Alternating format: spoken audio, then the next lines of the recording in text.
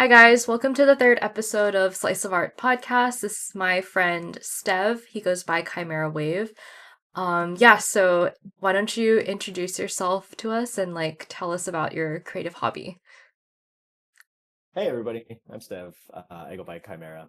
Um, I'm a DJ and music producer. I've been DJing for over 10 years now, and then dabbling in music production for the past, let's say 4 or 5 years. But yeah, I love exploring lanes in electronic music. I love finding new artists there. Um, and yeah, just exploring different soundscapes, exploring new and weird out there soundscapes. Nice.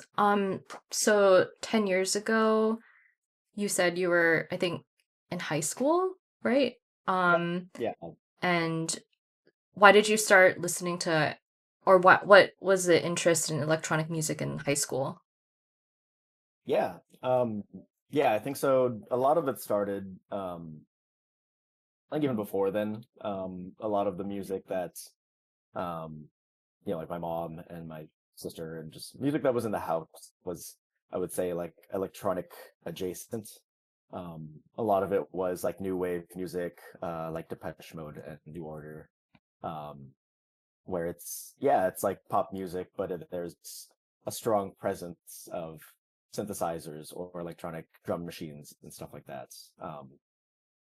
And then in high school, I think it really kind of took on a lot more traction, a lot in my like listening habits and stuff. Because there was if what at least what felt like at the time, it felt like, oh, there was a huge sort of like undiscovered frontier of um music to find on YouTube. That's kind of how it felt. Hmm. Felt like, oh, there's so much out there that like I didn't find in record stores or anything like that, or like not without any sort of digging or anything. I wasn't finding a lot of CDs with this stuff or anything like that. But um, yeah, like I think with YouTube gaining a lot of popularity and like SoundCloud gaining a lot of popularity, it's like, oh wow, there's a lot of crazy new music to explore out there. And a lot of it was like dubstep, right? Around like 20 Hmm. early 2010s, late 2000s, where I think that's where the genre itself is also started to really blow up and really get popular. So yeah, it was really just started with me and my friends, um, who all kind of had an interest in this, or we all kind of came to this interest in our own ways, and then coming together to share these like wacky new uh, musical, discoveries. And so it was nice. It was a lot of just real raw discovery, stumbling upon things as friends. So you guys were making music too, like back then in high school? I think at that time, just like with those friends, we were mostly just DJing. We were mostly like, Oh, yeah, hey, we yeah. found these new tracks. Let's figure out at the time, like, oh, figure out all the ways to get it um, from one computer to the other. And then one of our friends had bought a DJ controller, bought one of those like very rudimentary, very like, bare bones, cheap DJ controllers, and then we're just goofing around. Um, That's awesome. yeah, yeah. So there's a lot. It was literally just like we're just no, we don't know what we're doing. We don't know, have no idea how to make it how to make it sound good a lot of the time.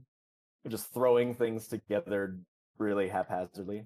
Um, yeah, and then I didn't start trying my hand at writing music until maybe like a year or so after graduating, like 2014 or so. Oh, okay, Um, okay.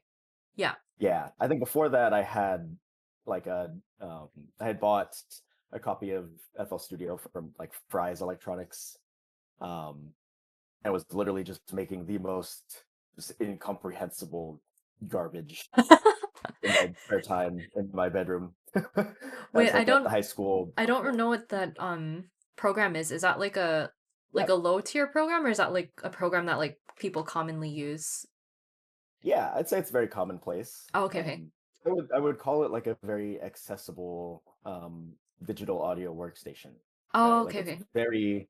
it's very affordable. I think that's the biggest thing. You Nice. can buy a full version, load it up with a bunch of the tools that you need for like $100 at the time.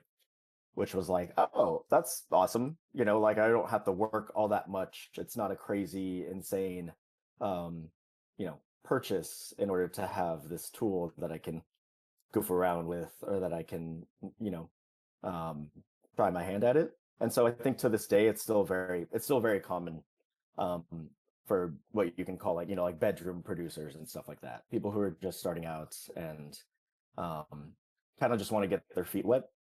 And so Yeah. to this day, it still has like a cult following, I would say. Oh, that's nice. Yeah, like there are a lot of people, even like bigger name artists that are still kind of like FL Studio, um, diehards, people that are really behind it. Um, I think a lot of it is like most people start there. Most people, that's the first thing they try out and fall in love with it, and you get used to its quirks and how things work. Yeah. Do you still use FL Studio, or did you start using another program right like Yeah, now? mm, I started using a couple other programs, especially when I was in school for the past few years. In school for audio engineering, they have a bunch of other things that they um, want you to use. A lot of them are like the same tools. They do the most of the same stuff. Oh, okay, okay. Yeah. Um, the same, they're audio manipulation, like drag and drop audio files, MIDI, so like digital instruments and stuff like that. A lot of them have the same uh, accessibility in that regard. But they were having us use a lot of like Ableton Live, which is the other, I guess maybe the biggest um, DAW, digital audio workstation, that people use in electronic music. I'd say that one's the most commonplace. Most people use that one. And then they had like another professional digital audio workstation, professional DAW called Pro Tools, Avid Pro Tools. Um, which was like that one I think was a lot more very professional Oh, music mhm. maker. Like that's what people in recording studios um, are using a lot of the time to track vocalists, track rappers, bands, and stuff like that. Um, Oh, yeah. yeah, so it was nice. But I think the cool thing about it is that even though there's like, oh, the interfaces are very different, the where certain functions are is very different across the board. It's like, oh, there's still exactly the same function a lot of the time. Yeah. Um, if you learn one, it's not too hard to learn another one. That's It's good. just, which is good, yeah, because it's like it's just a matter of finding where certain, you know, where you have to dig for certain functions, like what kind of pathways do you have to go through. But it's cool. There's a lot of overlap, and so it makes it nice if you have friends who are using different workstations, you have people using different stuff. It's not too hard to find a way to meet in the middle. Oh, okay. That's also Yeah. good to know because like if you collab with someone, I guess see if you just export it in the same way, but then the layers maybe are do they also export okay? Like I don't know if I'm explaining that right. I'm trying to think about like art because like art has like layers when you have a drawing like a digital drawing. So I imagine like well I've seen some DJs edit, but yeah, there's like different layers to like the audio production as Yeah, well. yeah, definitely. Yeah, they could call it like, stems, like you're sending somebody stems. And that just means like, oh, if a song has 15 or 20 of these channels that have audio information or MIDI, right, digital instrument information, um, running through these things, usually it's audio. Audio is like the easiest, simplest, most straightforward thing. But it's like, oh yeah, let me just package all of these audio files. They have time code information in them also. So it's like when you plug it into your computer, when you drag it into your computer, into your audio workstation, it'll drop it exactly where it's supposed to be if it has that That's beautiful. time I code. love that. Which is, yeah, it's super, like, super, makes it super easy to just like, you know, hey, I want to send it to my friend. I know he works on this completely different system than I do, or a completely different interface, but it's not hard to pick up where you left off on that other one, right? So, like Nice. if you know, oh, I'm going to my friend's place, I know he has this thing, but I don't want to just like bring my entire, that happens most of the time, like bring your entire laptop or whatever. Or if you want to, he wants to work on something, she wants to work on something while you're doing something else. It's pretty easy to share those things, which is really really nice. It's like a hard not to take it for granted. It's awesome. Yeah. So are you still in school right now? Or did you finish school? Yeah, I'm still working at it. I'm in a weird place right now where I'm what's it called? I'm a functionally a senior. Wait, Um what does and that I'm mean? it's like I've been on a like a sabbatical, I guess you could say. I've been on a break for a couple of Okay, years. okay. Yeah. Um because like primarily I work as a water polo coach. Primarily I work with high school kids. Um training them and stuff like that. And over the course of the past 2 years, I think my responsibilities there have definitely like floated up and up and up. Um, Oh, Went from yeah, just a yeah. coach, and now I'm like a director for a club, That's and it's like, oh, crazy. That's so yeah, crazy. In a good which is way, like yeah. it in a good way, right? Yeah. Yeah, it's like a oh god, like I didn't ever imagine, having that level of involvement or responsibility. Um, But I think as the wheels were starting to turn in that direction, like right, I was starting to take on more and um, more duties and more responsibilities. There was this like direct clash with what was happening in school, where it's Oh, like, yeah, yeah. oh, I'm approaching senior year. Every class that I'm taking was very, very involved. Everything was very like I'm learning a lot of information.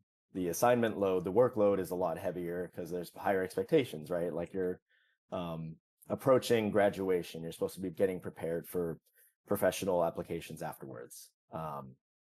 And so it was almost like both of these things were climbing up and up and Oh up my this God. ladder at the same time. And I was like, it got to a point where I was like, oh my God, I'm genuinely overwhelmed with everything I'm supposed to be supposed to be doing.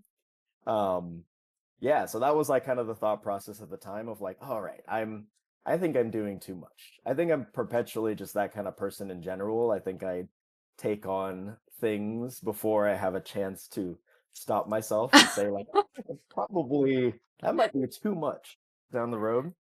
Um, and it's very much turned into that sort of thing. So I've been trying for the past 2 years to like, all right, let's get settled in my work life. Let's get that sort of stuff. Like, let me get very comfortable there.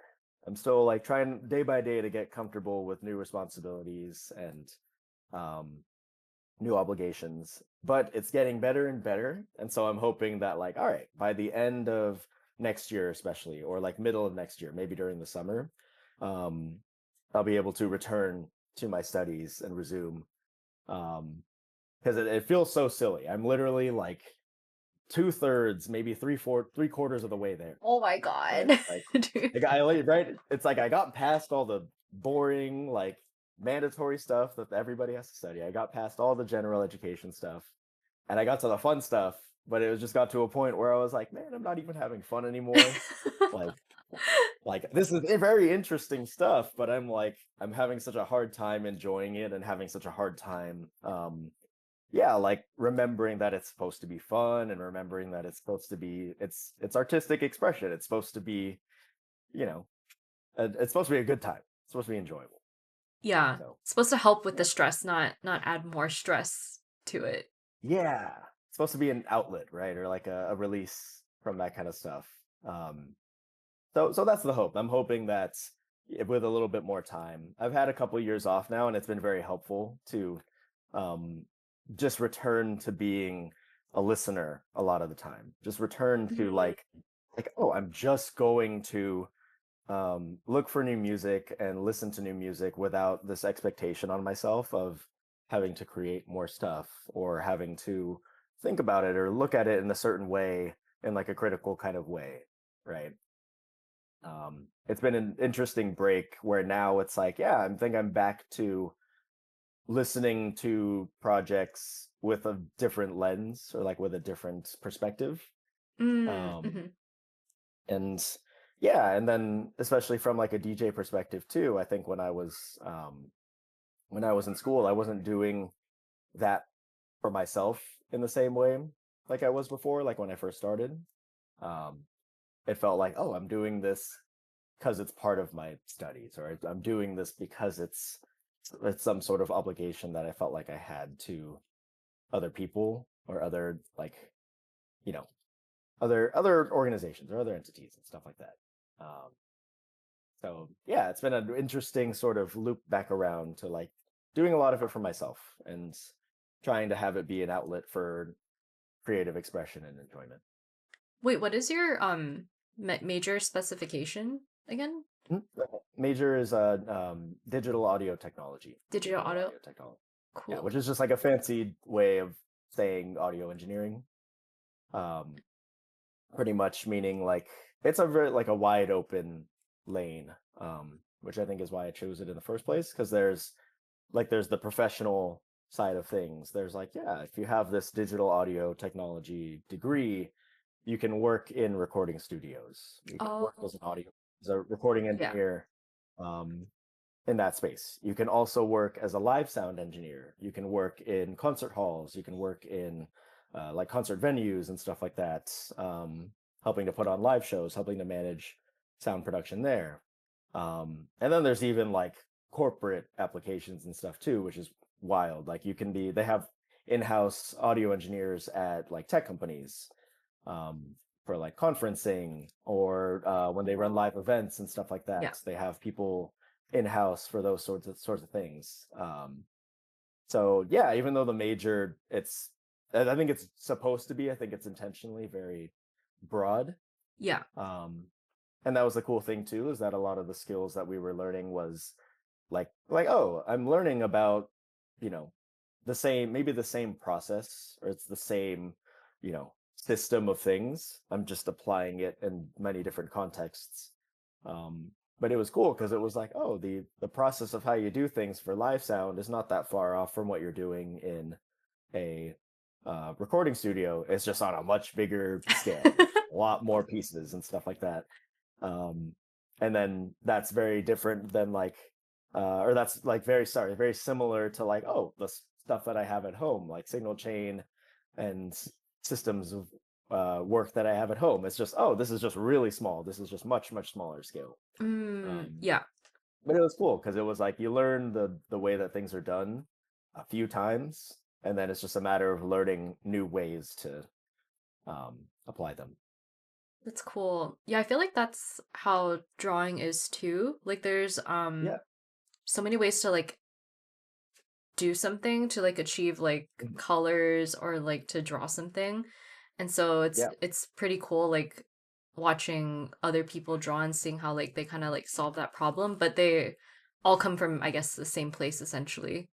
But there's Yeah. yeah, different ways of doing it. I like that.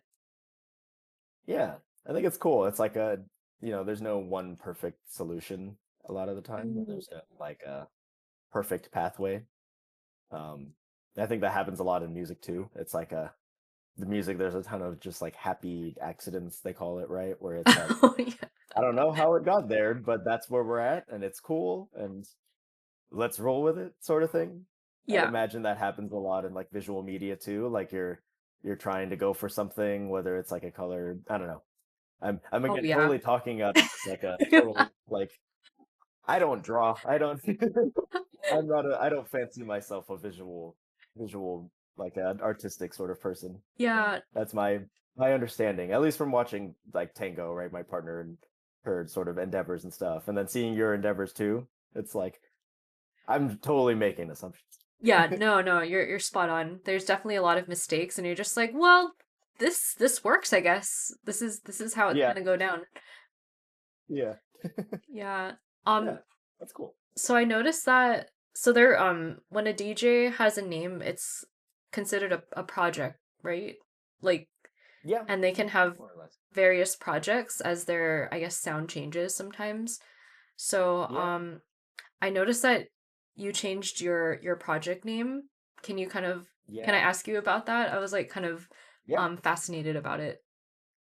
Yeah, yeah, definitely. I think you hit the nail on the head. I think a lot of the times, I think it's pretty common in music as a whole, like specifically electronic music. I think people are very fond of rebranding and very fond of like trying to operate in Yeah. different lanes of genres and stuff like that.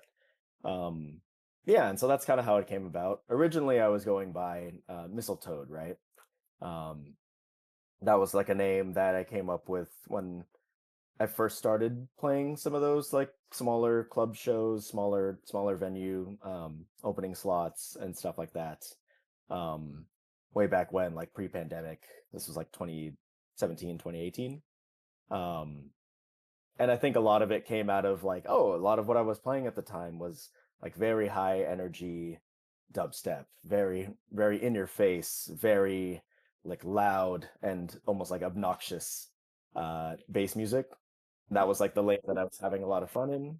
Um, and so I was like, yeah, this name feels very appropriate. It feels very like um it feels very in your face. And I think that was what I was really into at the time. And then yeah, kind of as time went on, I think I started giving more space, like more, I started giving more energy and attention to like a lot of my other musical interests and stuff that wasn't necessarily in this very high energy Mm. um space of things. Because that interest has always been there. Like even as I was sort of discovering like how cool dubstep and like trap music was and having a really good time exploring that sort of stuff. I was also still, there was also a lot of this interest in softer genres of music, slower genres of music, music that's not, I guess I would say, like not as impact heavy, especially like not as percussion heavy. Um, I had a lot of interest in, like I listened to a lot of trance kind of in that high school um, phase of things also. And even before that, I was, playing like Nintendo 64 games. There was this one game in particular that I would play a lot when I was a kid. It was called Extreme G. It was just this like futuristic racing game. Um, but the entire soundtrack was like it was like a game that came out in like 1999 or like 2000, Oh, right? And it that's was so just like crazy. yeah, like rave music at the time, right? And I'm like 5, 6 years old. I don't have no idea what any of this stuff is. And I'm just like, this is cool, like da, da, da, da, this is really cool. Um, and then yeah, and then after that too, it's like there was this other game also called SSX. It was like a snowboarding game. Um, came out in the early 2000s, and it was the same thing too. But that was kind of my first introduction to like break beats or like jungle music and like drum and bass adjacent genres. Um, and that was kind of a cool thing too because it was like this is still like this is extremely percussive music, but it's a little more like there's some dreaminess to it, or there's some like this like sort of surreal atmospheric flavor to it, and it wasn't just like boom boom boom heavy hammering on the drums like you know just like an insane amount of like noise assaulting your ears and stuff like that in a good way, right? Like in a good way. I'm saying about this in all a good way. But yeah, I think that was like the motivating factor for like the name change eventually was like, yeah, I don't think I have, just like one little lane that I want to operate in. I don't think I have just like one little genre that I, feel super attached to. I think I have too broad of interest to like feel like I want to limit myself. Um, especially like as a DJ and stuff like that, right? Where it's like it felt like, especially at the time, pre-pandemic, it felt like, oh, like you kind of get known for like your one thing that you do. Like you're a dubstep artist, you're a bass music artist, Yeah. and like people hear about you in other circles as it relates to that. And I think at the time I wasn't thinking too much about it, but then like, years later, looking back on it and thinking like, oh yeah, like I think I would rather be known, or I would rather have my like very out there, very public project be related to something like sort of genre fluidity, right? Like, oh, if I have to have a brand or something like that, or I have to have an association that people, make with me or associate with me, I want it to be for like a multi-genre um, sort of inclination or like capabilities. Um, so now that I'm like, I'm not DJing as much like bass music. I'm not, especially like in my later years of school, like before I took my break, I wasn't writing that much bass music or anything. I was writing a lot of, I guess what I would call like a hybrid between like it's has trance elements, like maybe the drum patterns are like trance, like very consistent four on the floor, club music. But I was like, what if there was like hip hop drums here and there? What if there's like some emphasis on the ambience at times and less about the percussion? Um, and so I think going by like a project change, right? Or like trying to start up this Chimera project and have that be more at the forefront. Um, yeah, it came out of like a concerted effort to, I guess, just give more space to more of my musical interests, not put myself in a box. Yeah. Before other people can, absolutely, but I didn't want to do that to myself. I think that's sorry, that's one of the Yeah. hard things for some artists, like Mm. not just like music artists, but like artists that like go viral for something and they become known for Yeah. that one thing, and then they get stuck making that thing, and then they figure out, you know what, I don't like this, and they change, and Yeah. then they just lose a bunch of people who follow them for that one thing. But I Yeah. I do think, like you said, like being multi-dimensional as an artist is, I think it's kind of important because, like, I don't know, I feel like artists do have multiple interests, and being able to dig into those different types of interests makes your sound, or like makes the way that you create more, it gives it more like depth and more Yeah. like flavor. I don't know. It's not Yeah. so vanilla. So I really like Yeah. that. And I feel like a lot of the EDM artists today, it's kind of hard to say like, oh, that person's just dubstep, but it's like there's all these other different elements to it, so you can't really like pin them down to one exact genre. And I really like that because it's very interesting to me as like a listener. And so also hearing you explain how like that makes you happy too, like I feel like that also makes people who listen to that kind of music like happy too. Yeah. Yeah, no, I think you got it like spot on. That's exactly what I'm like noticing, and then yeah, and then again trying to like emulate for myself too, and it makes me feel good that it's like, oh, this is, I think, a more of a common sort of thought than I originally thought, or it's like a what you touched on where it's like, yeah, now it feels like people are bringing influence of other genres across lines and stuff like that, or across genre lines. And um even when I like go to shows and stuff like that, and I go see like some of my favorite artists, there's some artists that I'm like, oh, I think just generally now I'm more selective. I don't have the energy to be going at all. I But feel that, yeah. yeah. Yeah, right. It's like, oh God, it feels like a whole endeavor sometimes, but I notice every time I go out, it's like I think the sets that stand out the most to me are the ones where it feels like, yeah, it feels like they're dipping their toes in lots of different lanes. They're going all over the place. And I think when I was younger, especially, I wasn't super interested in that because I was like, oh man, it just feels messy, or it felt chaotic at the time, or it felt um, hard to follow. But then now I'm like, oh no, that's like I think when people do it well, when people are really like Mm-hmm. thoughtful about it and very intentional with it, it's like, wow, this feels like a way more exciting than having an hour of the same drum patterns and an hour of the same sort of flavor of sounds. Um, yeah, and I've been at a couple sets where it's like, yeah, it felt like a really, really jam-packed hour, really jam-packed hour and a half.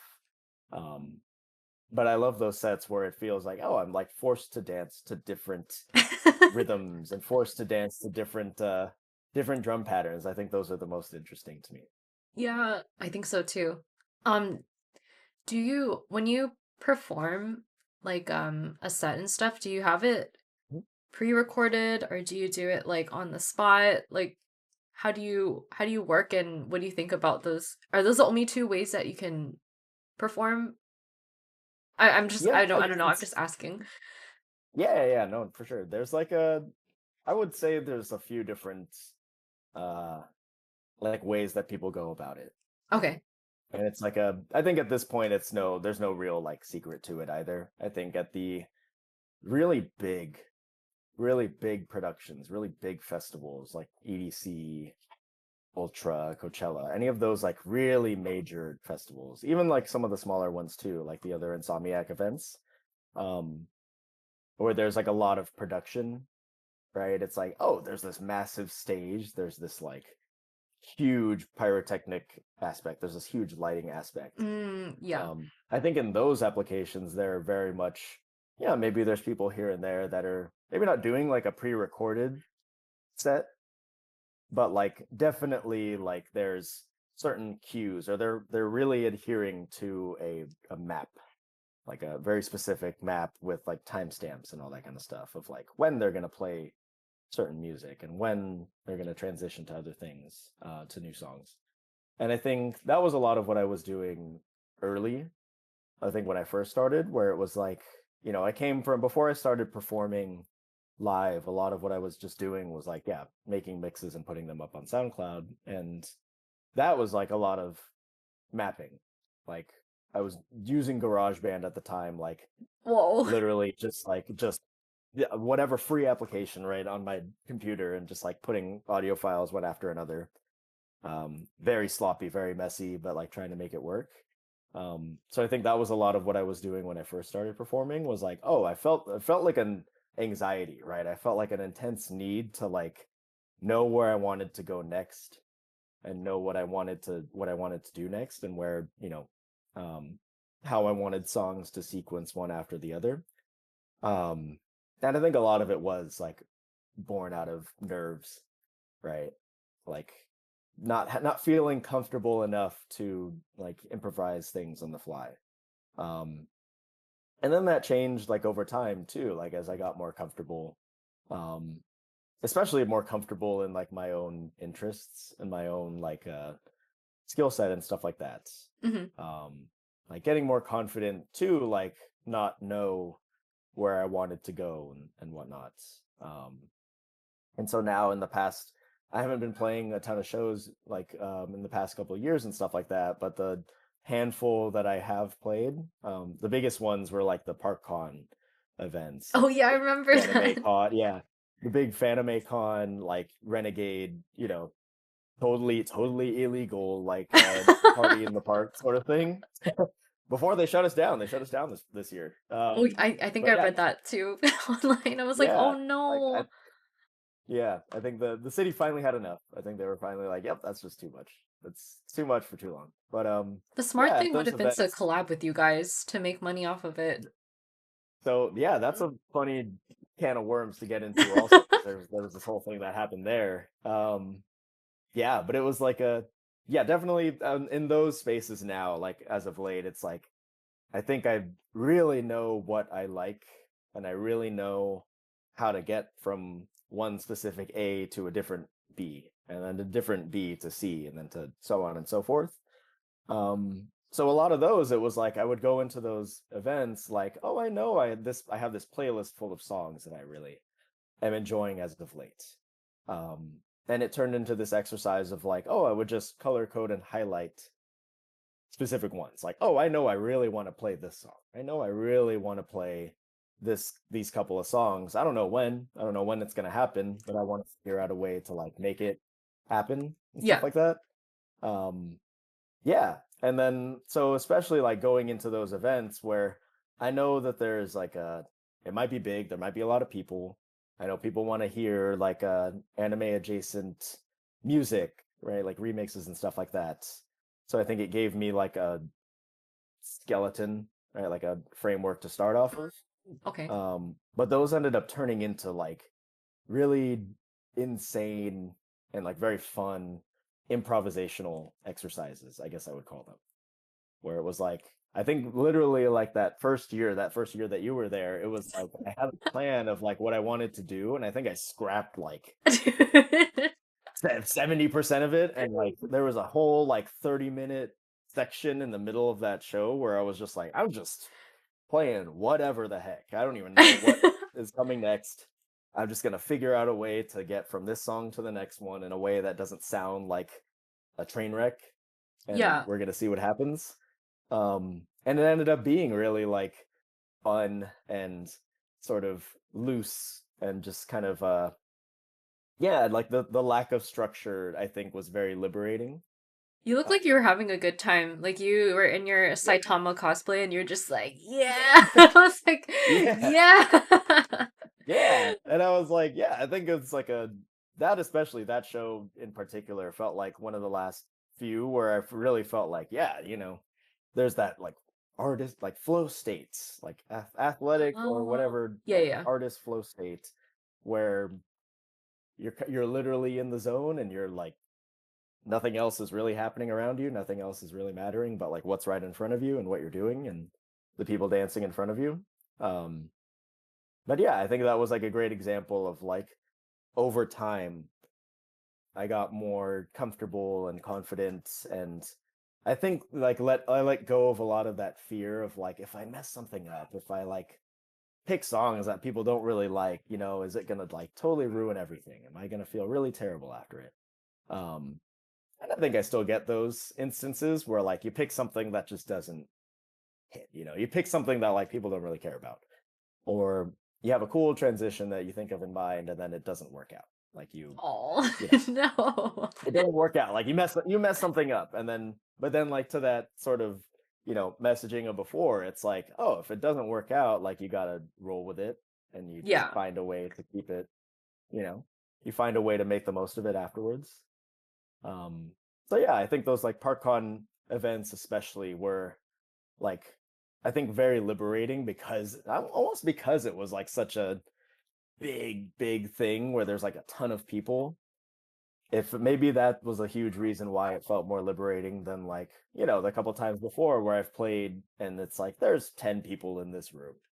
I'm like, I can count on everybody that's in this room. They're all it feels like they're all watching everything you're doing, and maybe that's more freaky where it's like you know you're like on display, you're like a zoo animal, like trying to do your Oh thing. my God. um Yeah, but it's like, yeah, so I think the big crowd was a lot of fun, but I'm sad that it's no more. But it was funny that you brought up the whole like, oh, they should collab with you guys and like turn that Yeah. into something because that's like literally what had happened last summer. So Oh, last uh-huh. summer was like the third year in a row that we did it, 2020 2024. Um and it was like I'd say at that point it got into turned into like the biggest behind the scenes production of what we were doing. Like we were looking at it in the weeks leading up when we were planning location and time slots and like all these types of things, right? Like we had freaking like people coming out who were wanted to dance, people wanted to come out and rap. We had people like food vendors and all this like crazy stuff. Um, and there were several other organizations in the same space too, like um different groups, different collectives also putting on their own little thing. And so we were like, wow, looking at it and we're like, this is literally just like a music festival. We're just putting on a music festival now. That's all we're doing. And it's completely like blown up in an insane sort of way. Um and yes, last year looked out um just to like get an idea because we were elevated for I think maybe for the first time. We had like a little mini stage setup, so we were actually like above the crowd, and you can kind of see like thing of what's going on. And it was really cool, and it was really like almost jarring for a second to look out and see that like holy crap, there's 100, 200 people maybe below in our like little space, and then you look out even further, and you're like, there's also like 200 more people like walking around all over the place. Like this literally looks like a music festival just kind of jam packed into a smaller space. Um, but I think that was the beginning of the end. It was like, especially during the event, we could all kind of feel like we were all really nervous because like every year the police drive by and every year like Yeah. the fire department drives by and they just kind of hang out for a little bit. Everyone gets really nervous. Like, are they gonna shut it down or what are they gonna do? But most of the time they just kind of stand there and just kind of watch. I guess they're just like, oh, what's going on, just making sure nothing is getting out of hand. Um, and then last year, like, in the aftermath of all of that, like we did the whole cleanup and everything, the night and then day after. And then we got an email. We got an email from a Oh no. representative from the city, and it was the most polite, like, you should stop this, or like, play by our rules if you want to continue. Yeah. Um, and that was we had our manager, if you will. She got on the Zoom call with the city reps, and she was like, "Yep, that's exactly the message they were sending." Yeah, I guess that is like a good point. Once you start charging and I guess monetizing off of it a little bit, but also like I guess paying off things, I think it can get a little hairy, especially yeah, yeah, because it's like it just adds business to what should already I don't know, that's not what you guys were going towards anyways. So, yeah, that could just kind of change it altogether. Yeah. Trying to think okay, so I think I have one more question for you. Um so I know AI has been like a big topic and I've been seeing things about like AI and music production. Yeah, so do you have any thoughts on like AI music using AI in music production? Yeah, I think I have many thoughts. What's it called? Yeah, I think it feels like a spooky sort of frontier of things. Um, like I think generative, like generative sort of AI in other contexts, like in I don't even know how to say it. Maybe in like education and stuff like that. You know, the whole like trend of kids using ChatGPT for just the silliest, most mundane things. That already feels a little icky sometimes, or that already feels a little. Mm. You're just kind of like you're defaulting to um, essentially a robot. You're defaulting to a machine to voice something for yourself. And I think I see a lot of that too happening in the music space, or a lot of the impact of that happening in space, and like this whole trend of AI artists on like publications and stuff like that, like Spotify or like music spaces like that, where it's like, oh, this is a manufactured piece of art. Right? This is like a something that was made like quite literally in a lab. This is quite literally something that was thrown together for like a specific purpose. The purpose is to generate listens. The specific purpose is to monetize it a lot of the time, right? And I think like as a artist, right? I think that's at least it's concerning to me. At least it's like troubling to me. I think when it's stuff like that, um, I think there are places and there are ways that you can use like AI as a tool, generative AI as a tool to help you either advance an idea that you're working on, or like make some progress on an idea, or Mm-hmm. perspective. Because that's pretty common in like music plugin spaces and production and stuff like that.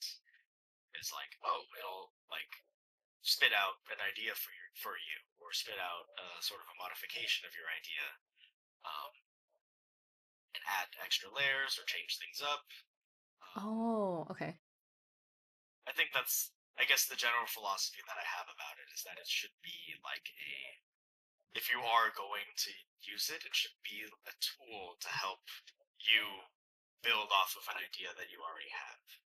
I guess things get icky for me when it's like the creating ideas out of nothing, or like saying one little thing to a machine and having it spit out an enormous thing on the other side of it, running with that instead of like putting your own sort of spin or personality on it, right? It's like your own expression, right? At a certain point, it falls out of your hands as your own expression. It no longer feels like that's you and what you want to say as an artist, or what you want to show people as an artist. It's like yeah, it's like a tool, to an end, a means to an end in other ways. But yeah, I don't know. I have a lot of interesting, I guess, weird, like sort of holdups about it, um, and like the even from like the visual end of things. I'm sure you can speak on like this more as someone who dabbles a lot in visual media and visual art. It's like anytime I see something now, there's like the guard is up, or like you know, I see someone's album artwork and I'm like, there's this initial like moment of pause or moment of like unease, and then I have to look at it a little bit more and then wonder like, oh yeah, okay, this is a maybe a person did this. Maybe Maybe they didn't. yeah, and I was like, oh, I don't know. There's part of me that like misses the time when I didn't have to worry about that, or like I listen to a song and I don't have to worry about like you know whether it came from a person or whether it's yeah. I don't want to say soulless because I don't think all AI music and all that kind of stuff is like, but it definitely has like a different flavor to it where I'm like, okay, this is too pristine. This is too sterile. This is too like, especially like like, oh, it doesn't feel like it has some of that like messiness or some of that like um ugliness that feels very human. Yeah. Feels very like, yeah, like, oh, whoever was writing this song, like, I don't know if that's how they intended it to go, or like, like technically speaking, that was pretty bad or that was ugly, but in the context of this song, it works and it makes sense and makes it more enjoyable. That happens a lot of the time in some of the music that I listen to. I'm like, if I remove myself from this lens of like knowing what's going on and like having listened to it before, if I just walked into this like brand new listening to this song, I would probably be like, this is the most like incomprehensible garbage I've ever heard in my life. But there's like a part of me that like having listened to weird stuff for so long, it's like, yeah, it's kind of charming, It's charming that it's kind of ugly in a way sometimes. Yeah. I feel like because AI is on the high now, it kind of makes you appreciate, yeah, like, like the imperfections and like the little mistakes and the, I don't know, the humanity that people put into like their art, because it makes it more, it gives it more like personality, and it makes it, yeah, more human, I guess. But it will be scary if AI can, or could potentially like emulate that. Like that would be pretty scary. But for the meantime, it's still pretty easy to recognize if it's AI or if it's not AI. Yeah, yeah, it's yeah, but there's a big part of me that wonders, yeah, when is it gonna get really good? When are they gonna, when are they gonna get really, really skilled and good at giving, I don't know, giving the machine the right prompts, or the machine Mm. gets better at like interpreting things, and then yeah, and then it gets harder to tell. But again, I think that's just me watching too many sci-fi movies, being paranoid about that kind of stuff. But No, I think that's so real right now. Um, yeah, it it is definitely going to escalate. But yeah, I'm just upset. It's about the arts. Oh, what'd you say? yeah. Do you worry about that stuff in like your own projects and stuff like that? Do you worry like, oh, like as AI gets more and more advanced, like, do you worry about having your art or having your art be in a place where it still sticks out and still feels like um, it has its own lane and whatnot? Um, okay, there was actually a part of me that was really happy that do you remember when people were first using AI, how they were having it do like portraits of themselves? Yes. Like they were in high school or all that. That okay, so that actually made me really happy because I low-key hate drawing portraits of people. Um, but I feel sad because I think some people do make money off of that. So, but yeah, there was a part of me that was happy. Um, but I I think I want to have faith in like humanity and stuff, and I want to have faith in myself. I don't feel like AI will be able to be me and like make things that I create, especially because I don't feed it my art as well. Like I don't think, yeah, I don't think I'm famous enough for people to be like, "Oh, this is Kaci's work. Can you make something from this and that?" Like I guess sucks if you're famous and people have been feeding AI your artwork and then now it's like spitting that out like Hayao Miyazaki and how people were doing all of that Ghibli art. Um but I think even if they are able to replicate my style, I don't feel like they don't have the lived experiences that I have and like the memories and emotions that I have. So I want to have faith that I'm still going to be able to make art that's me and AI won't be able to replicate that. Yeah, S- they won't be able to take it away from you. Yeah. I mean, maybe it'll be like really good and it'll make something that I'll be jealous of, but at the end of the day, like my art is my art because it comes from me and it's things that I love and um AI is just making it because it's being told to make it. And yeah, yeah, I'm not scared about that. Like I'm not scared about it making art that looks like mine.